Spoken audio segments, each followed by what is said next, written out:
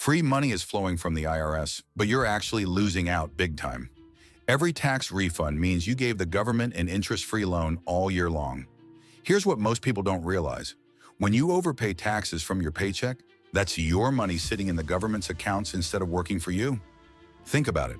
That $3,000 refund check, if it was in your paycheck throughout the year, you could have invested it, paid down debt, or put it in a high-yield savings account. The fix is simple.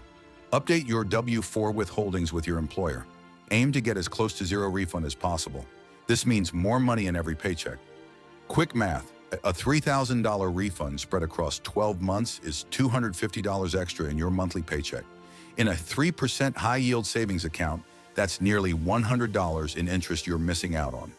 Remember, a big refund isn't a bonus. It's your money that you could have been using all year long. Smart taxpayers break even with the IRS. Next tax season, be the one earning interest on your money, not lending it to Uncle Sam for free.